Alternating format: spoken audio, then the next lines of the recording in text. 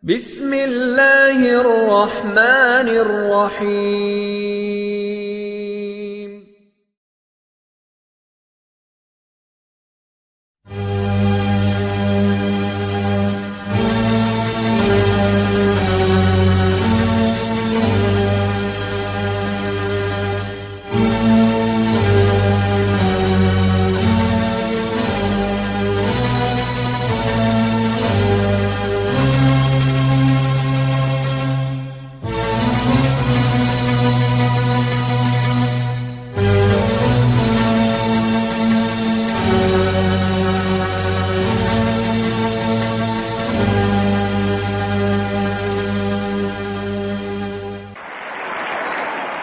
Assalamualaikum warahmatullahi wabarakatuh.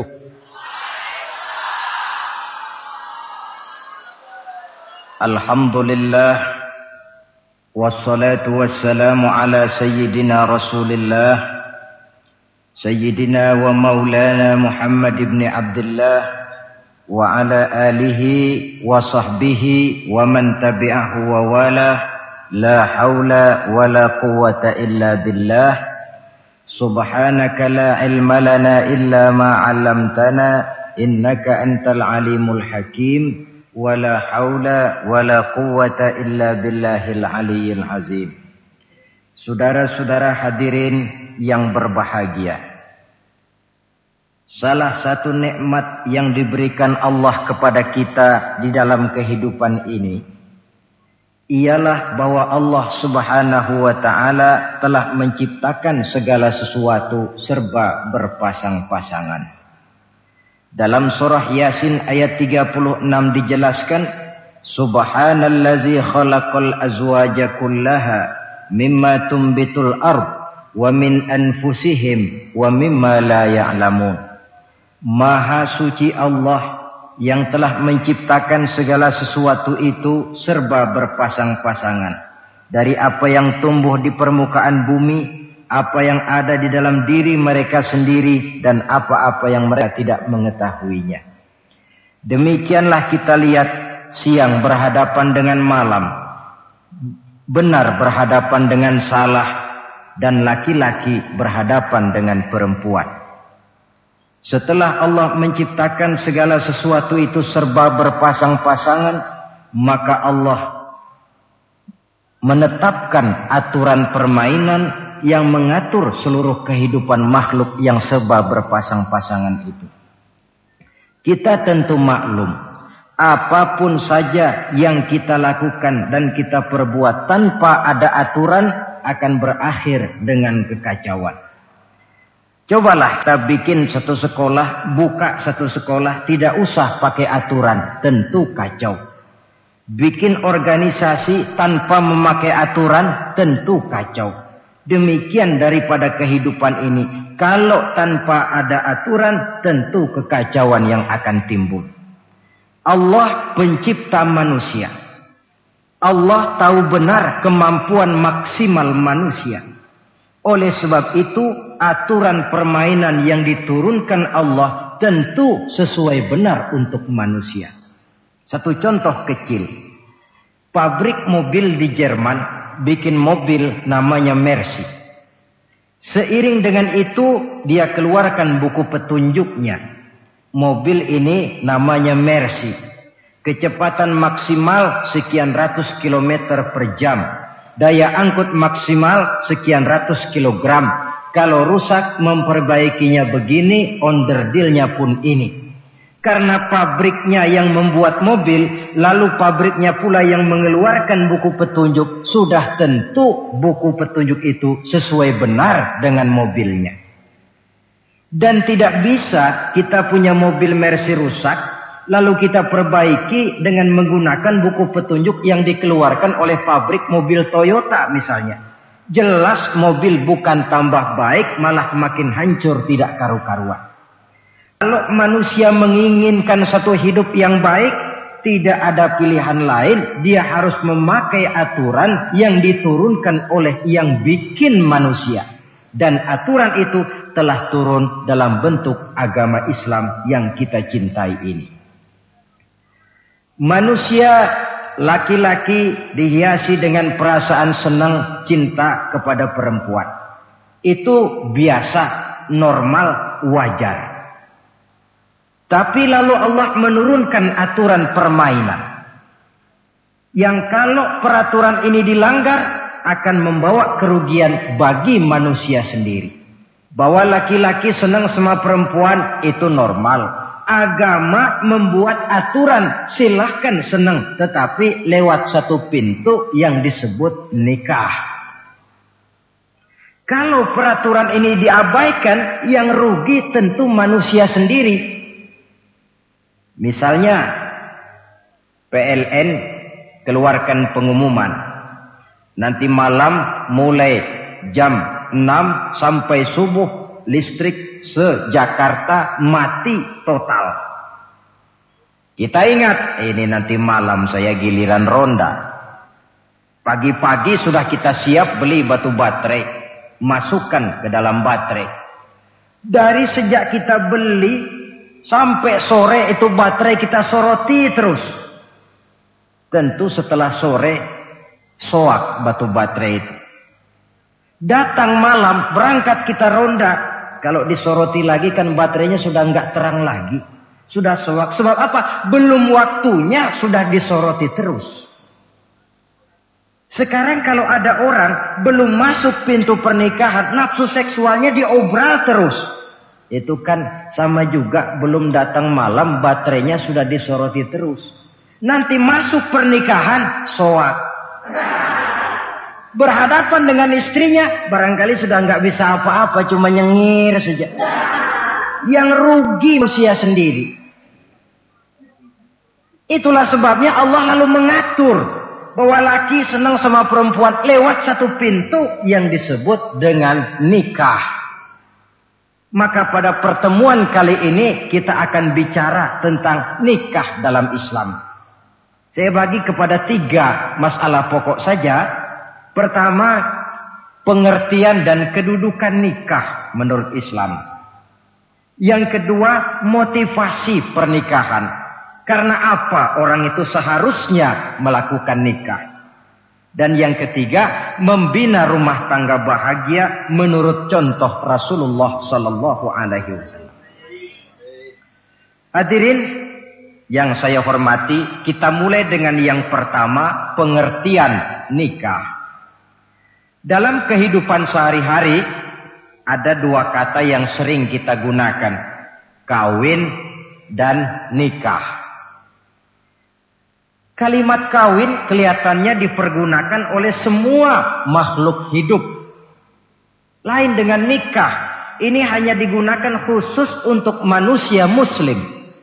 Makanya kita sering dengar orang bilang, kucing kawin, ayam kawin, kambing kawin, dan belum pernah kita dengar ada ayam nikah atau kucing nikah. Sebab apa? Nikah ini cuma dipakai oleh makhluk bernama manusia yang muslim. Apa pengertian nikah?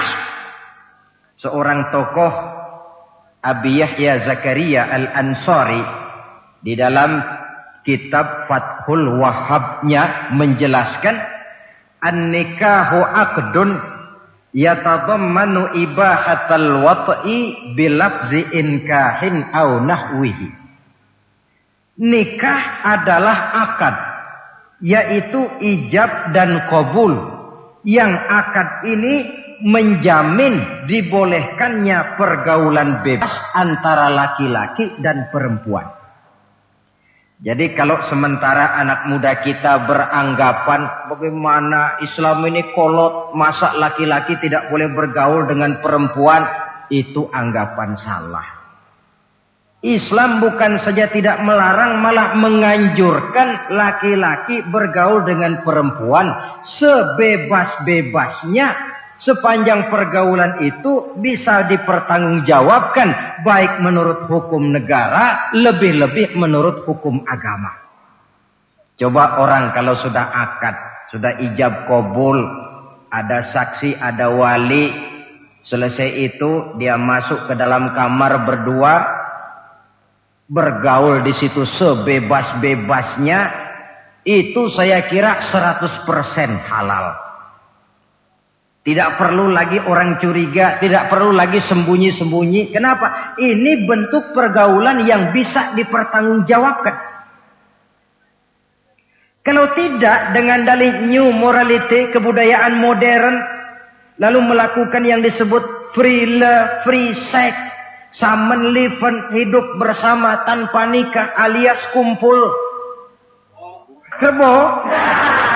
Dan saya kira itu kebo cuma mewakili saja.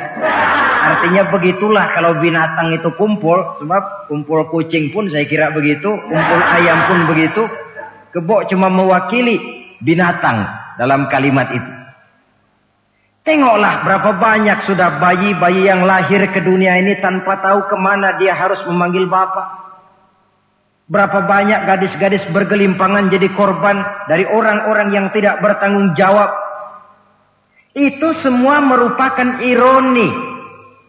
Maka menjauhkan manusia dari aturan agama pada hakikatnya sama dengan usaha membinatangkan manusia.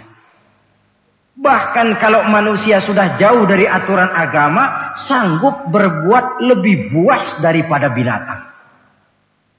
Kita tahu, yang namanya bajing, itu makanannya cuma kelapa. Tapi bajingan, itu bukan cuma kelapa, kabel telepon doyan kok bajingan itu. Jauh lebih buas daripada yang namanya binatang. Maka agama ini mengatur agar manusia sebagai makhluk yang mulia hidup secara mulia. Jangan manusia kita ini, binatang saja. Kalau saudara ada yang punya kucing di rumah, saudara taruh di depannya, saudara sendiri yang langsung kasih ikan di piring, kasih kucing. Aduh, dia akan makan dengan tenang, nikmat, lahap, tidak nengok kiri, tengok kanan. Kenapa? Dia yakin betul yang dia makan itu sudah resmi, sah. Sebab apa?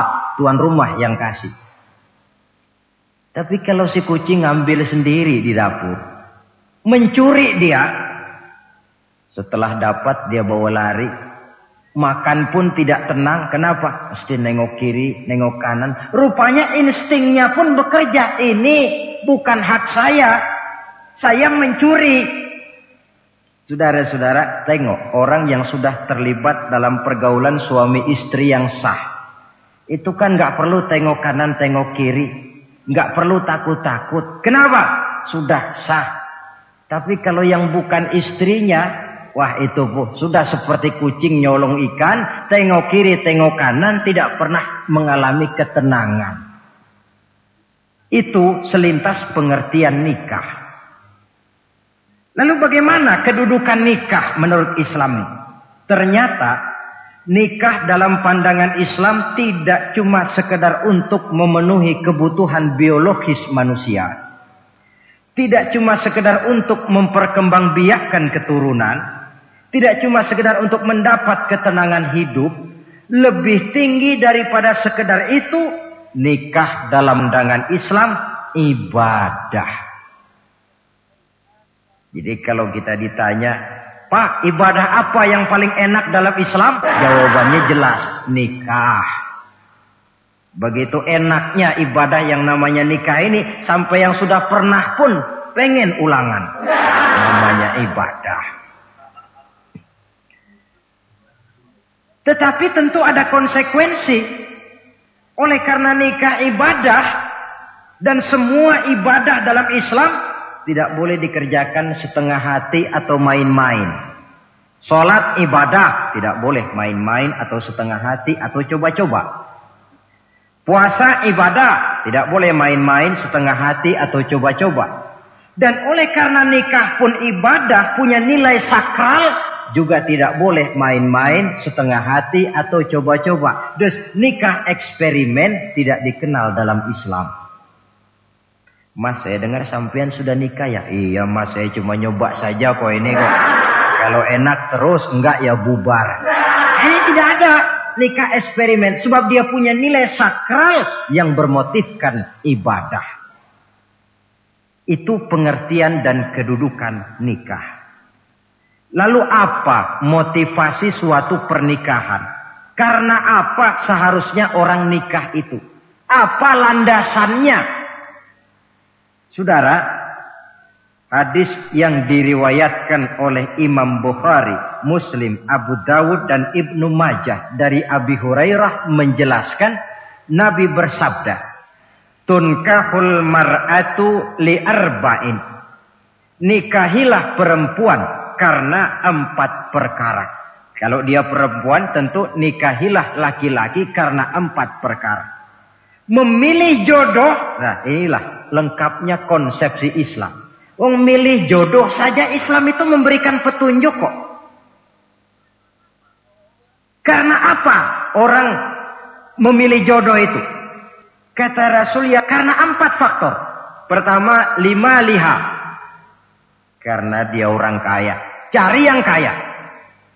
Yang kedua, lihasabiha.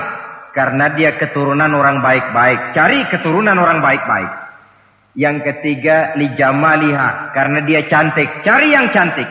Dan yang keempat, lidiniha. Karena dia orang taat beragama. Cari orang yang taat beragama. Kalau berkumpul keempat-empatnya, rasanya surga dunia sudah. Coba lihat. Suami mana sih yang tidak bangga punya istri cantik, kaya, keturunan orang baik-baik, lalu taat beragama? Atau istri mana sih yang tidak bangga punya suami ganteng, kaya, keturunan orang baik-baik, dan taat pula beragama? Tapi kan terus terang yang kumpul keempat-empatnya kan boleh dibilang jenis makhluk langka. Sulit. Kadang-kadang cantik, kaya, akhlaknya kayak setan. Ada saja kurangnya. Oleh karena ada saja kurangnya, lalu Nabi memberikan stressing, penekanan.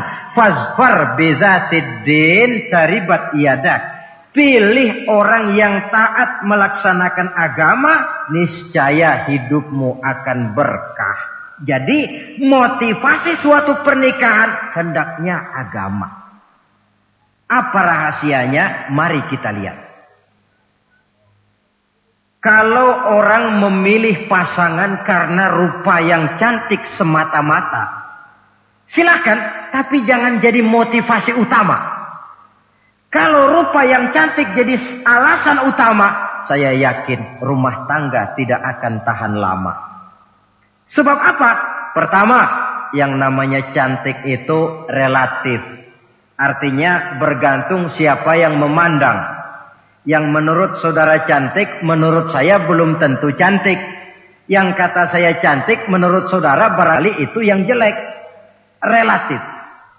Saya kalau ditanya orang, Ustadz siapa perempuan paling cantik di dunia ini? Tentu saja saya jawab istri saya. Apa saudara lalu protes? Salah Ustadz, yang cantik istri saya bukan istri Ustadz. Saya bilang masa bodoh saya nggak ngurusi istri sampean. Cantik itu relatif. Sehingga di kalangan para ahli cinta, sampai sekarang masih jadi perdebatan. Sebenarnya cantik yang bikin orang jatuh cinta, apa cinta yang membuat orang jadi kelihatan cantik? Dua-duanya bisa terjadi. Mungkin karena cantik orang jatuh cinta, dan bisa juga karena sudah kadung cinta orang kelihatannya jadi cantik. Tapi yang jelas cantik relatif. Yang relatif tidak bisa dijadikan sandaran utama. Yang kedua, yang namanya cantik itu temporer. Artinya berubah oleh pergeseran masa dan pertukaran waktu. Sekarang dia cantik, of course. Sedang sweet 17-an. Sedang honeymoon, sedang bulan madu, sedang pengantin baru, tentu saja cantik. Punya dia anak 1, kecantikan mulai menurun. Punya dia anak 2, kulit mulai keriput. Punya dia anak 3, apalagi tak pandai bersolek, sudahlah onderdil mulai pada copot. Kalau rumah tangga didasarkan kepada rupa yang cantik saja, selesailah rumah tangga sampai di situ. Yang ketiga di atas langit, rupanya masih ada langit lagi. Di atas yang kita anggap cantik, rupanya masih ada yang lebih cantik. Kalau cantik yang kita kejar, kita akan jadi petualang yang pindah dari perempuan satu ke perempuan yang lain. Cinta bajak laut namanya. Di mana kapal berlabuh, di sana cinta mendarat. Saudara hadirin yang saya hormati, padahal sate dengan singkong itu kan bedanya cuma di tenggorokan. Kalau sudah masuk ke dalam perut, kenyangnya barangkali sama. Malah barangkali besok pagi kalau keluar lebih tidak enak baunya sate itu daripada singkong. Makanya orang kalau sudah nikah oleh Nabi dipesan, apabila kamu di jalan melihat perempuan yang membuat kamu kagum, cepat-cepatlah pulang ke rumah. Sebab apa? Sebab yang perempuan cantik di jalan kau lihat itu punya, istrimu juga di rumah punya. Gak percaya cobalah pulang, akurin, sama itu. Silahkan cari yang cantik tapi jangan dijadikan motivasi utama. Yang kedua, kalau perkawinan pernikahan cuma karena harta, silahkan cari yang kaya. Tapi kan harta itu kata Imamul Ghazali, al-mal zillun zail. Harta bagaikan bayangan. Sore di sebelah barat, tengah hari di tengah, sore pindah ke sebelah timur. Hari ini dia kaya, besok dia bangkrut. Roda itu berputar. Kalau harta dijadikan pilihan utama, boleh jadi dalam hidup berumah tangga ada pepatah, ada uang abang disayang, tidak ada uang abang melayang. Artinya pun rumah tangga tidak akan tahan lama. Yang ketiga, kalau karena keturunan, persilahkan cari keturunan yang baik-baik. Namun toh pada akhirnya orang diajarkan bahwa kita ini mau besar atau tidak, bukan dengan jalan menyempeng kepada kebesaran orang lain, tetapi ditentukan oleh kepribadian kita sendiri. Sekarang kalau karena agama, Nabi berikan penekanan fazfar bidzatid din taribat yadak. Pilih orang yang taat beragama, niscaya hidupmu akan beruntung. Apa rahasianya? Tidak lain rumah tangga Rasulullah sallallahu alaihi wasallam. Yang ini artinya kita sudah masuk kepada bagian ketiga, bagaimana membina rumah bahagia menurut contoh baginda Nabi. Saudara, bagaimana sih rumah tangga Rasul itu? Kelihatan dari dua ucapannya. Pendek, singkat, tapi punya pengertian filosofis yang mendalam. Dua kalimat saja beliau bilang tentang rumah tangganya, yaitu baiti jannati, rumah tanggaku laksana sorga bagiku. Bayangkan, kalau seorang suami sudah mampu berkata macam begitu, bahagia hidupnya. Ini barangkali tantangan buat kita semua. Mampukah kita di rumah tangga berkata semacam perkataan beliau tadi? Baiti jannati, rumah tanggaku laksana sorga bagiku. Padahal dari sejarah kita baca, Rasul itu rumahnya kecil. Tidurnya di atas pelepah daun korma. Sampai berbekas di pipinya. Sarapan paginya seteguk zam-zam, sepotong roti, kadang-kadang 3 butir korma. Tempat tidurnya bukan alga spring bed atau Dunlopillow macam kita punya. Di rumahnya tidak ada mebel spaghetti model yang lagi ngetop-ngetopnya. Entoh di tengah rumah macam itu, beliau sanggup berkata, baiti jannati.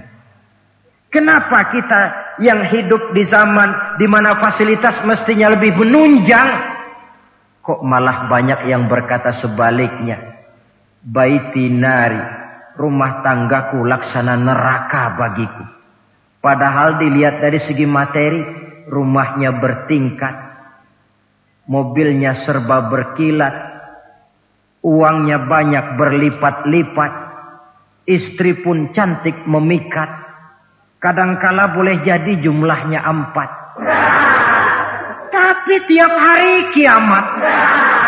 Kenapa ini? Marilah kita lihat. Ternyata rumah tangga Rasul itu motivasinya tidak lain agama. Agama menuntun suami dan istri masing-masing untuk tahu kewajiban dan tahu haknya. Kalau kewajiban sudah dilaksanakan, lalu hak diberikan, akan timbul pengertian, understanding. Kalau sudah ada saling pengertian, akan timbul ketenangan, feeling of security. Dan ketenangan tangga utama untuk mencapai yang disebut bahagia. Itu sebabnya hakikatnya membicarakan rumah tangga yang berdasarkan agama tidak lain adalah bagaimana seharusnya seorang suami melaksanakan kewajibannya dan seorang istri melaksanakan tugasnya. Artinya kewajiban suami itu apa? Kewajiban istri itu apa? Kewajiban istri hak suami, kewajiban suami hak untuk istrinya menurut tuntunan dan tuntutan agama. Saudara hadirin, menurut hadis riwayat Abu Dawud dari Muawiyah bin Haidah, satu hari Rasul ditanya, "Ya Rasul, apa sih hak istri-istri kami ini? Artinya kewajiban kami sebagai suami ini apa?" Rasul menjawab, pertama, antat'amaha iza ta'imta. Kau beri istrimu makan sebagaimana engkau makan. Kewajiban seorang suami yang pertama. Kewajiban yang menyangkut masalah pangan. Di sini rumah tangga berfungsi sebagai pengatur ekonomi. Seorang suami yang adil, makanan yang dia makan sama dengan makanan yang dimakan oleh istrinya. Adalah zalim seorang suami. Kalau punya duit dia mampir di restoran, dia makan yang enak-enak, opor ayam, rendang telur, gulai, kare dan sebagainya. Istrinya di rumah cuma toge sama kangkung tiap hari. Istri berhak nuntut karena itu hak dia. Nah, saudara hadirin, tetapi seorang istri pun kalau sudah diberikan nafkah oleh suaminya untuk mengatur makanan, dia harus pandai mengaturnya dengan sebaik-baiknya. Menu yang teratur, gizi yang lengkap, dan saya kira yang namanya 4 sehat 5 sempurna itu kan tidak berarti bahwa hidup ini harus serba mewah, tidak. Yang penting ada variasi sehingga tidak merangsang suami untuk makan di luar. Jangan misalnya tahu suaminya senang jengkol lalu tiap hari saja jengkol. Itu kan bisa kejengkolan suami. Dengan demikian, masalah yang kelihatannya sepele tetapi yang sebenarnya bisa menjaga keharmonisan atau malah keretakan rumah tangga harus kita perhatikan dengan sebaik-baiknya. Suami memberikan nafkah, dari jumlah itu 60% lari ke kredit, 40% lari ke dapur. Tentu pada akhirnya sang suami akan merasa curiga. Padahal barangkali istrinya pun berniat baik, cuma hanya tidak ada keterbukaan di dalam mengurus masalah-masalah yang berhubungan dengan dapur. Inilah kewajiban yang pertama dari seorang suami, kewajiban yang menyangkut masalah pangan. Lalu yang kedua, wa taksuwaha izak tasaita. Engkau beri istrimu pakaian sebagaimana engkau berpakaian. Suami yang adil, pakaian yang dia pakai sama harganya dengan yang dibelikan untuk istrinya. Kecuali tentu kalau istrinya ridho. Zalim seorang suami, jikalau untuk dia misalnya dia beli pakaian yang mahal-mahal, jasnya dia pakai Switzerland wool, sarungnya Samarinda. Kalau dia pakai sepatu Beli lah sepatunya, sementara istrinya cuma pakai kain belacu saja. Kenapa mesti begitu? Sebab, saudara hadirin, istri kita sebenarnya adalah bagian daripada hidup kita. Baik dia dilihat orang, baik juga kita disebut orang. Jelek dia dipandang orang, tentu jelek juga nama kita disebut orang. Apalagi hidup bermasyarakat, kadang-kadang mulut usil itu kan sudah banyak macam ragamnya. Itu siapa sih perempuan yang jalan? Kenapa? Itu pakaian yang tidak dipakai sih tidak mahal, cuma pakaiannya serasi, pantas, enak dilihat. Oh, terang saja dia kan istrinya si Meun. Nah, Meun yang sedang tidur barangkali tidak tahu apa-apa mendapat sebutan baik. Cobalah kalau istri kita semaunya saja, orang akan bilang, ah itu perempuan. Kenapa? Saya gerah ngelihatnya. Mau ke pasar cuma pakai kutang saja. Tentu suami pun akan mendapat sebutan yang tidak baik. Cuma sang istri kalau sudah dibelikan pakaian oleh suami, termasuk alat-alat kecantikan di dalamnya, pakaian itu tentu dipakai niat pertama adalah untuk menyenangkan hati suami. Seorang istri yang memakai bedak untuk menyenangkan suami, misalnya tiap polesan bedak ada pahalanya. Dia pakai lipstik untuk menyenangkan hati suaminya, tiap goresan lipstik ada pahalanya, bernilai ibadah. Ini kewajiban yang kedua. Yang ketiga, wala tadribil wajha. Kalau marah, jangan memukul muka. Maksudnya apa ini? Kewajiban memberikan perlindungan. Sehingga si istri merasa ada tempat dia mengadu. Ada tempat dia melarikan persoalan. Ada tempat dia bergantung. Kalau marah jangan memukul muka. Dan memukul itu pun upaya terakhir. Kalau tidak bisa dengan kata yang lemah lembut, agak sedikit keras katanya. Kalau dengan kata yang keras tidak juga bisa pisah tempat tidur. Kalau memang tidak bisa juga dengan pukulan yang tujuannya bukan untuk menyakiti, tetapi untuk mendidik. Allah tadribal wajha. Kalau marah jangan memukul muka. Dan memukul pun bukan jalan pertama, tapi upaya terakhir dengan tujuan bukan untuk menyakiti, tapi untuk mendidik sang istri. Kewajiban untuk memberikan perlindungan. Yang keempat, wala tuqabbih. Jangan memburuk-burukan istrinya. Kewajiban menjaga nama baik. Sebab apa? Dalam satu bahasa yang indah, Al-Quran menjelaskan bahwa suami istri itu laksana pakaian. Hunna libasul lakum wa antum libasun lahunna. Istri pakaian untuk suami. Suami pakaian untuk istri. Lihatlah alangkah indah gaya bahasa Al-Quran ini. Diibaratkannya suami istri seperti pakaian. Apa fungsi pakaian? Pertama, pakaian itu kan jadi kebanggaan. Saya bangga memakai baju seperti ini. Saudara bangga memakai baju yang saudara pakai. Artinya seorang suami harus berusaha menjadi suami kebanggaan istri. Dan seorang istri pun harus berusaha menjadi istri yang dibanggakan oleh suaminya. Jangan yang malah kemudian disesali.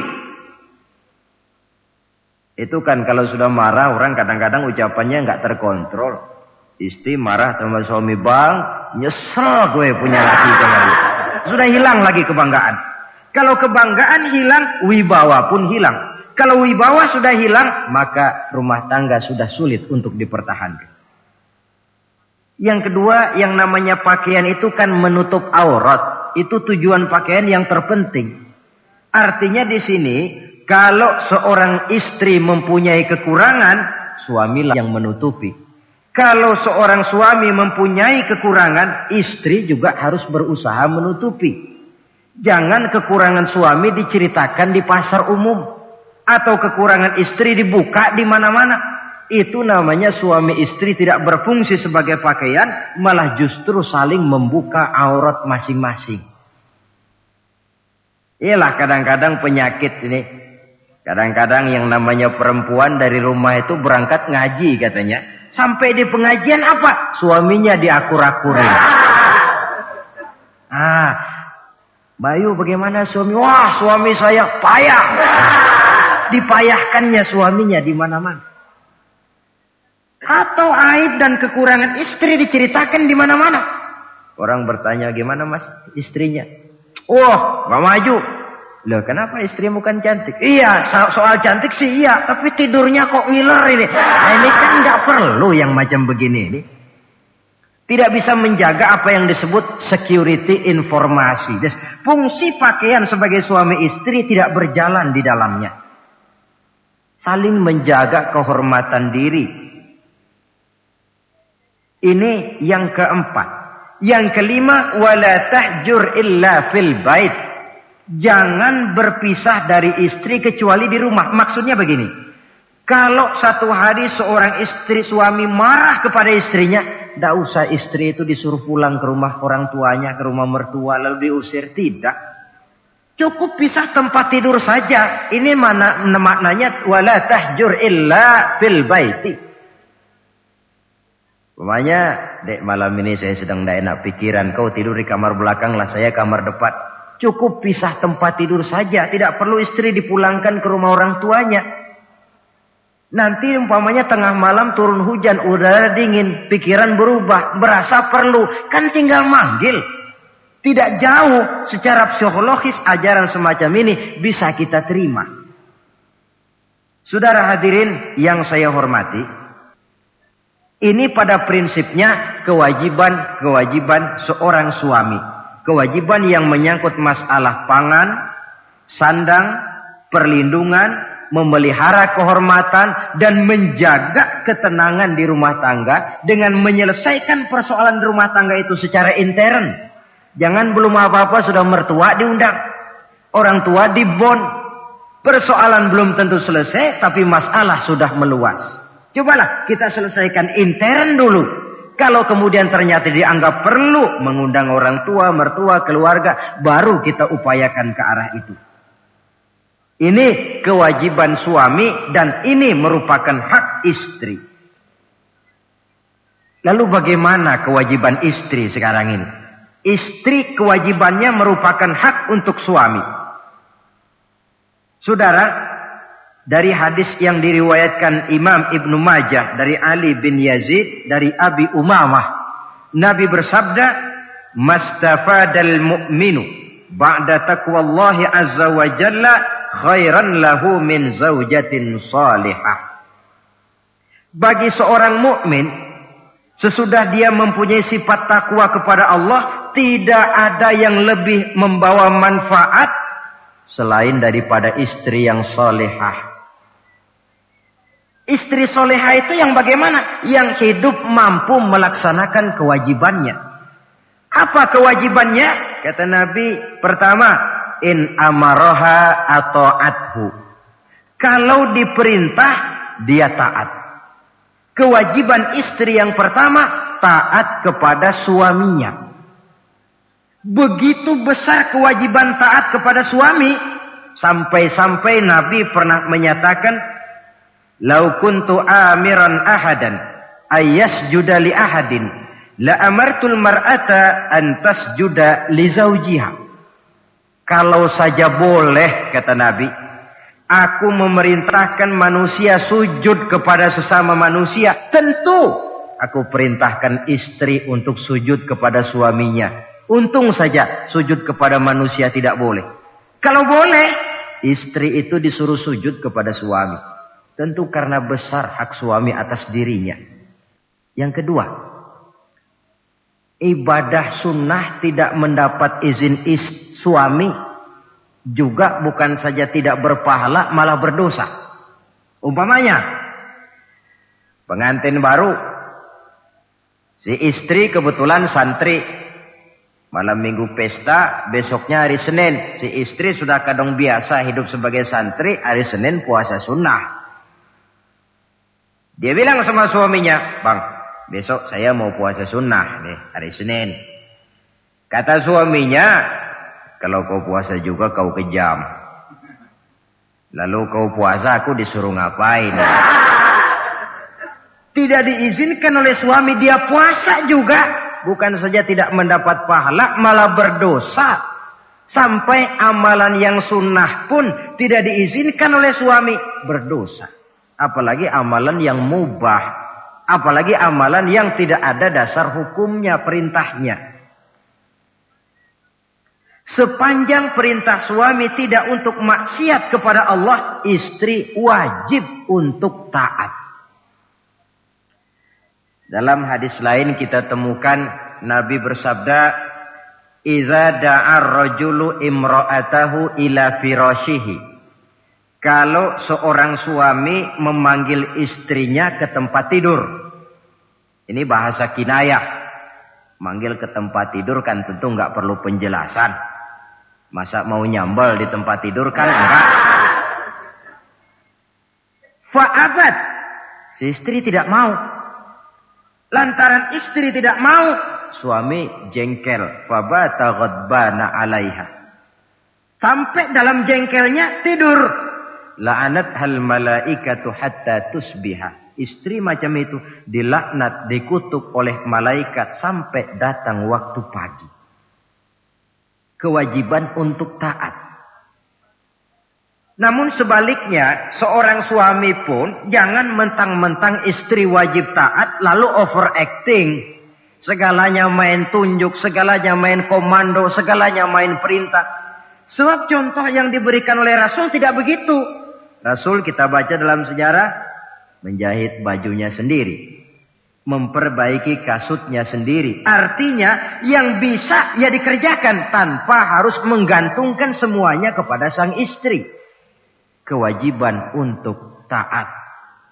Nah, penutup tentang taat ini ada sebuah hadis pula di mana baginda Nabi bersabda, "Ayyumam ra'atin matat wa zawjuha anha radin dakhalatil jannah."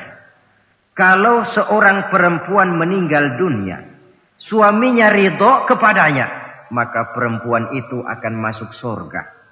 Artinya, kalau seorang istri meninggal, ya dia tukang ngaji, ya tukang sholat, ya suka puasa, ya gemar sodakoh, tapi meninggal suaminya tidak ridho, pintu surga belum dibukakan sampai suaminya ridho kepadanya. Ini menggambarkan tentang besarnya kewajiban taat seorang istri kepada suaminya. Ini kewajiban pertama. Lalu kewajiban yang kedua kata Nabi, wa in nazara ilaiha sarrathu. Kalau dipandang oleh suaminya, dia pandai menggembirakan, menyenangkan hati suaminya. Menjadi istri yang pandai menyenangkan hati suami. Siapa contohnya? Kita lihat misalnya istri Nabi, di antaranya Sayyidatuna Khadijah radhiyallahu anha. Ketika Nabi pertama kali menerima wahyu berhadapan dengan malaikat Jibril, beliau kembali ke rumah dengan tubuh gemetar. Setibanya di rumah berkata, "Zammiluni ya Khadijah." Khadijah, selimuti saya. Kenapa bang? Barusan datang malaikat Jibril, dia katakan begini-begini, saya khawatir Khadijah. Khadijah tahu suaminya sedang gelisah. Sebagai istri yang bijak beliau tampil, apa katanya? Kalla ma yukhzikallahu abada. Tidak apa-apa bang, jangan khawatir, Allah tidak akan menyusahkan abang buat selamanya. Ini istri yang pandai menyenangkan hati suami. Suami pulang dagang dari pasar, rugi. Istri tampil. Itulah bang, romantikanya dagang. Masa selamanya saja untung sekali-sekali lah, rugi. Si suami kan tidak terlalu pusing kepalanya. Jangan sudah di pasar rugi, sampai rumah istri pidato, peletar-peletor macam petasan. Dasar suami goblok, dagang saja rugi. Sudahlah di pasar rugi, sampai ke rumah digoblok-goblokin. Itu nanti suami kan bisa kena penyakit yang disebut broken home. Penyakit nggak betah di rumah. Seorang istri kalau suami sudah kena penyakit tidak betah di rumah, itu mesti siap-siap mental untuk dimadu. Nah, jadi kalau tidak dimadu bagaimana? Berusaha bikin betah suami di rumah. Suami pulang kantor jam 2, setengah 2 dandan, kalau perlu setel habis. Kalau perlu kelihatan suami akan datang, bukakan pintu, sambut dengan senyum. Apalagi kalau senyumnya Pepsodent. Saya kira suami bagaimanapun lelahnya, peras keringat, banting tulang, pulang mencari nafkah. Kalau kembali di rumah disambut dengan senyum, hilang capeknya. Tapi bayangkan, sudahlah di kantor capek, peras keringat, banting tulang. Sampai pula di rumah yang nyambut cuka sama kukusan. Sudah asem, monyong. Suami mana yang kerasan tinggal di rumah? Menjadi istri yang pandai menggembirakan, menyenangkan hati suaminya. Bahkan diizinkan bohong untuk menyenangkan hati suami. Umpamanya, suami kebetulan habis obyeknya gol. Karena ingin menyenangkan istri, mampir di pasar beli kain batik. Si suami tidak tahu bagaimana kain batik yang bagus, beli saja sembarangan. Sudah kainnya kasar, warnanya norak, harganya yang mestinya murah jadi mahal. Dibawa pakaian itu pula. Istri lihat dan tahu kalau ini batik jelek, norak, kasar, harganya pun murah. Tapi dia ingin menyenangkan hati suaminya. Suaminya tanya, bagaimana dek kain batik ini? Waduh bang, bagus betul kain ini. Pinter bener abang milih warna ini. Emang yang kayak begini nih bang. Coba lihat tetangga kita, mana ada yang pakai kain kayak begini. Ya memang gak ada, jelek. Suami senang tentu. Lalu kain itu oleh istrinya, ngaji dipakai, keundangan dipakai, tidur dipakai, masak dipakai, nyuci pun dipakai. Suami makin bangga, wah kain yang saya beliin dipakai terus ini. Lain pula istrinya, dalam hati dia berpikir, biarin deh gue pakai terus biar cepet hancur, nggak ada urusan.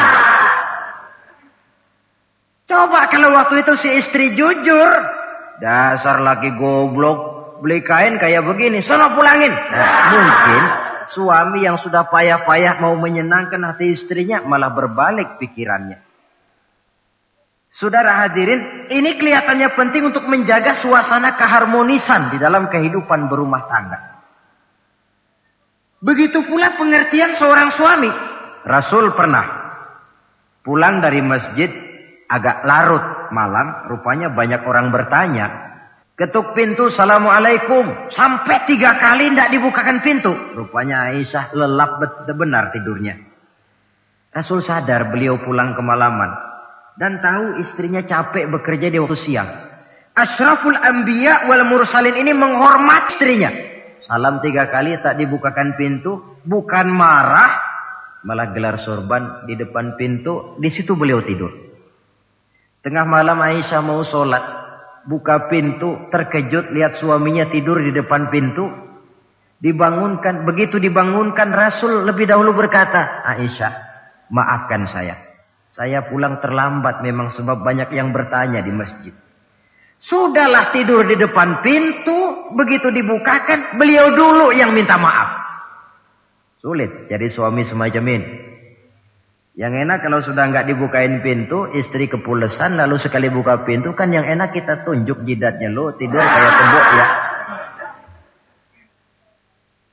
Saudara hadirin, menjadi istri yang pandai menyenangkan hati suaminya. Sebab tidak ada seorang suami bisa sukses, baik di medan tugas, di masyarakat, di kantor, di toko, di tempat manapun, kalau tidak ditunjang oleh peran serta dari para istrinya.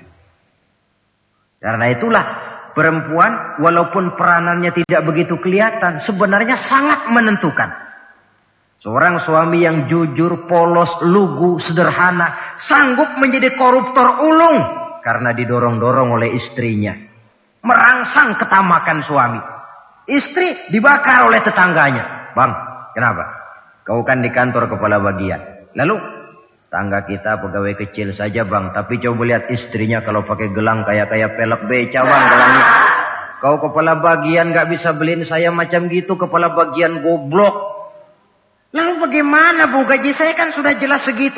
Iya, kamu kan kepala bagian. Apaan kayak di kantor sabet. Kalau sudah main sabut-sabutan begini, sudah merangsang suami untuk berbuat yang tidak baik. Kecil, tidak begitu kelihatan, tapi sangat menentukan. Istri yang soleh, yang bisa melaksanakan kewajibannya, yaitu pandai menyenangkan hati suaminya. Ini kewajiban istri yang kedua.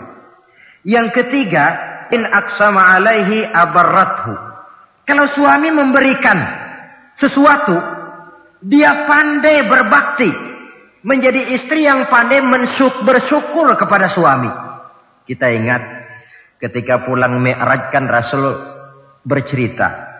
Saya dalam perjalanan itu diperlihatkan neraka, kata Rasul. Saya lihat kok isinya kok lebih banyak perempuan daripada laki-laki. Nah, sahabat heran. Ya Rasul, lebih banyak perempuan? Iya. Apa mereka tidak sholat? Sholat. Apa mereka tidak pernah hadir di majelis taklim? Oh, rajinan dia sama suaminya. Ada apa? Tidak pernah baca Quran? Rajin. Lalu kenapa kok isinya kebagian besar perempuan? Rasul menjawab, hunna yakfurnal asir. Mereka umumnya tidak pandai bersyukur kepada suaminya. Hujan panas setahun dibalas dengan hujan sehari. Kalau suaminya sedikit salah sudah kehilangan pertimbangan. Tertutup seluruh kebaikannya. Yang kelihatan cuma salahnya saja. Maka sebaiknya di dalam hidup berumah tangga, baik suami maupun istri itu masing-masing sedia timbangan. Kalau satu saat suami salah, istri ambil timbangan. Timbang, suami saya salahnya ini, jasanya ini. Bertahun-tahun dia hidup mencari nafkah buat saya, membelikan pakaian untuk saya, mencarikan makan untuk saya. Salahnya ini. Timbang, mana lebih banyak salahnya atau benarnya? Dengan demikian kita akan bisa menghasilkan keputusan objektif. Giliran istri yang salah, suami yang ambil timbangan, ukur mana lebih banyak, baiknya atau salahnya. Kalau tiap kita masing-masing punya timbangan, insya Allah nilai-nilai objektif dari suatu pertimbangan akan bisa kita temukan dalam mengambil keputusan. Istri yang pandai berbakti membalas budi daripada suaminya. Kewajiban yang keempat dari seorang istri, wa in ghaba anhu nasahathu fi nafsiha wa malihi. Kalau suami tidak ada di rumah, dia pandai menjaga kehormatan dirinya dan pandai menjaga harta suaminya. Tidak mencari kesempatan dalam kesempitan. Suami lembur, istri ngompreng. Dan pandai menjaga harta suaminya. Nah, coba lihat. Kalau seorang suami ada uang di kantongnya 100 rupiah. Ada tukang minta pengemis. Istri ambilkan saja tanpa izin suaminya uang di kantong suami 100. Dia sedekahkan. Niatnya tentu baik. Si istri dapat dosa. Si suami dapat pahala. Perbuatan sedekahnya itu betul. Tapi mengambil uang tanpa izin suami itu yang salah. Dan ternyata salah itu lebih besar daripada pahala yang dia lakukan lantaran bersedekah itu. Kalau ini terwujud, maka suasana saling mempercayai akan tumbuh. Kalau sudah saling mempercayai, rasanya akan terwujud kedamaian dan ketenangan. Suami meninggalkan rumah dengan perasaan tenang, istri pun melepas suami dengan perasaan damai, tanpa was-was, tanpa curiga, dan sebagainya. Dan ini modal yang paling utama, mewujudkan saling kepercayaan dalam membina hidup bahagia. Saudara, jadi dengan demikian, kewajiban suami dan kewajiban istri yang merupakan bagian tidak terpisahkan dari bagaimana membina rumah tangga berdasarkan tuntunan agama merupakan hal yang dicontohkan oleh Nabi kita Muhammad sallallahu alaihi wasallam. Dengan satu kesimpulan, rumah tangga Nabi bahagia karena rumah tangga itu disinari oleh ajaran-ajaran agama. Sehingga timbul saling pengertian membawa kepada ketenangan. Dan ketenangan sesungguhnya tangga utama mencapai rumah tangga bahagia. Tanpa materi orang memang sulit untuk bahagia. Tapi materi semata-mata bukan merupakan jaminan bahwa orang akan hidup bahagia. Banyak isak tangis berbunyi di rumah-rumah mewah. Dan banyak sendak gurau, tawa dan canda, tawa lerai di rumah-rumah sederhana. Artinya suka dan duka, sedih dan gembira, susah dan bahagia. Bisa ada di gubuk reot dan bisa juga ada di rumah mewah. Ternyata bukan harta semata-mata yang menopang dan menjamin hidup itu akan bahagia. Tapi satu rumah tangga yang dipancari oleh sinar agama. Di bawah naungan ridho dari Allah subhanahu wa ta'ala. Si istri taat melaksanakan ajaran agama. Suami taat, lalu anak-anak pun hidup dalam suasana yang religius. Dari sana tumbuh pancaran sinar keagamaan. Irama agama mengalun dalam kehidupan rumah tangga kita. Berfungsilah dengan demikian rumah tangga sebagai tempat di mana kita mengamalkan ajaran agama kita. Alangkah nikmat satu rumah tangga. Istri ahli ibadah, suami pun ahli ibadah, anak-anak pun terbiasa oleh lingkungan untuk hidup melaksanakan suatu ibadah. Dan keberhasilan di rumah tangga awal untuk menuju keberhasilan di masyarakat, di tempat tugas, dan di tempat-tempat lainnya. Sebaliknya, kehancuran rumah tangga akan selalu menjadi awal kehancuran karir di masyarakat, di tempat kerja, dan di tempat-tempat lainnya. Oleh karena itu, berangkat dari hal semacam inilah, maka kita berkeyakinan rumah tangga yang bahagia ialah rumah tangga yang didasarkan kepada ajaran agama. Sehingga tercapailah kebahagiaan hidup di dunia yang langsung menopang kepada kebahagiaan hidup di akhirat nanti. Nah, inilah pembicaraan kita pada pertemuan kali ini. Dengan harapan, mudah-mudahan dari setiap rumah tangga muslim memancar sinar-sinar agama. Menjadi kubu-kubu pertahanan di mana kita menegakkan ajaran agama. Dan pada akhirnya nanti akan tercipta masyarakat yang agamis. Terwujudlah ketenangan, kedamaian, dan ketentraman. Mudah-mudahan ada manfaatnya. Lebih kurang mohon maaf. Wabillahi taufiq wal hidayah. Wassalamualaikum warahmatullahi wabarakatuh.